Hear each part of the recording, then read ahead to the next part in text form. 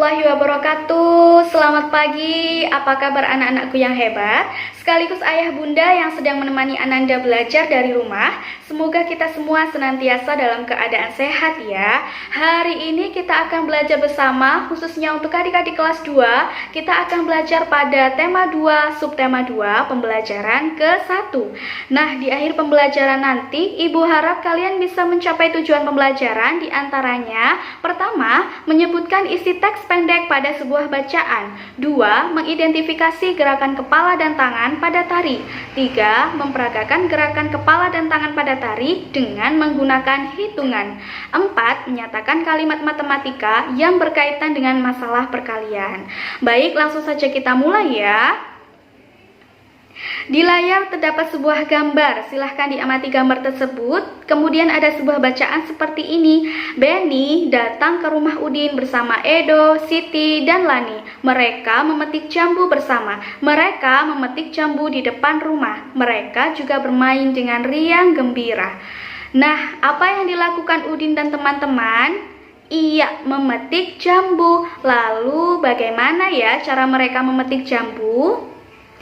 Kalian mengetahui setelah membaca teks memetik jambu di rumah Udin. Di dalam teks tersebut sudah kita ketahui bahwa cara yang mereka gunakan adalah si Udin dengan semangat memanjat pohon jambu, Benny memetik jambu dengan menggunakan galah, Lani memetik jambu yang buahnya tidak terlalu tinggi, sementara Edo dan Siti mengumpulkan buah jambu yang sudah dipetik. Nah anak-anak, segala sesuatu di sekitar kita terdiri atas benda-benda.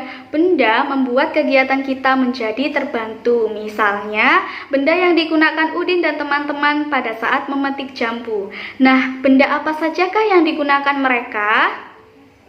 Benda yang digunakan mereka misalnya si Benny memetik jambu dengan menggunakan galah, kemudian Edo dan Siti bisa menggunakan keranjang untuk mengumpulkan buah jambu yang sudah dipetik. Silahkan diperhatikan lingkaran merah. Masih ingatkah kalian siapakah teman Udin yang memetik jambu yang buahnya tidak terlalu tinggi? Jawabannya adalah iya, Lani. Anak-anak, ayo perhatikan gerakan Lani saat memetik jambu. Perhatikan gerakan kepala dan tangan Lani. Ternyata Lani memetik jambu menggunakan tangan. Tahukah kalian bahwa gerakan memetik jambu yang dilakukan Lani yaitu gerakan tangan yang dapat dijadikan sebagai gerakan tari. Nah, dalam gerak tari memiliki 3 gerak dasar, yaitu gerak kepala, gerak tangan, dan gerak kaki. Namun pada pembelajaran kali ini kita akan membahas gerakan kepala dan tangan terlebih dahulu. Sebentar lagi kalian akan mengetahui macam-macam gerakan kepala dan tangan. Coba amati dan ikuti gerakan yang ada pada video berikut ini. Anak-anak, ayo ikuti gerakan kepala pada tari yang terdiri dari menggeleng ke kiri, menggeleng ke kanan, mengadah ke atas, dan menunduk. Sekarang ikuti gerakan tangan pada tari yang terdiri dari mengayuh tangan ke atas, mengayuh tangan ke bawah, mengayuh tangan ke kiri, dan mengayuh tangan ke kanan. Sekarang ayo ikuti gerakan pada saat Lani memetik jambu. 1, 2, 3, 4, 5, 6, 7, 8. Kita ulangi ya. 1, 2, 3, 4, 5, 6, 7, 8. Sekarang kalian sudah mengetahui macam-macam gerak kepala dan tangan pada tari, serta contoh gerak keseharian dalam tari. Nah, gerak keseharian dalam tari adalah gerakan yang dilakukan dalam kegiatan sehari-hari. Misalnya, gerakan Lani saat memetik jambu. Kira-kira gerakan kepala dan tangan seperti apa yang dilakukan Lani saat memetik jambu? Gerakan kepala Lani saat memetik jambu adalah mengadah ke atas, sedangkan gerakan tangan Lani yaitu mengayunkan kedua tangannya ke atas. Nah anak-anak, Udin dan teman-teman sudah selesai memetik jambu. Sekarang waktunya mereka menghitung banyaknya jambu yang telah dipetik. Kira-kira bagaimana ya cara yang digunakan mereka untuk menghitung banyaknya jambu yang sudah dipetik? Simak penjelasan berikut ini. Setelah Benny dan teman-teman memetik buah jambu, mereka menghitung banyaknya buah jambu yang telah mereka panen. Mereka mulai menghitung buah yang ada di dalam keranjang. Ternyata Benny memetik 7 buah, Udin memetik 7 buah, Lani juga memetik 7 buah jambu.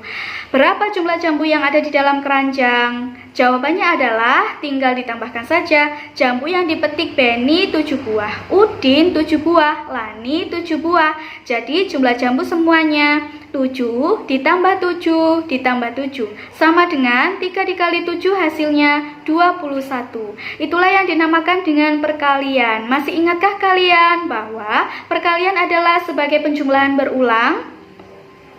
Berikut ini adalah contoh penjumlahan berulang yang dijadikan sebagai perkalian. Misalnya 3 ditambah 3 ditambah 3 ditambah 3 sama dengan angka 3 disebutkan sebanyak 4 kemudian dikalikan 3. Hasilnya adalah 12. Nah anak-anak, cukup sekian pembelajaran hari ini. Kesimpulannya adalah segala sesuatu di sekitar kita terdiri atas benda-benda. Dengan adanya benda, semua kegiatan kita dapat terbantu.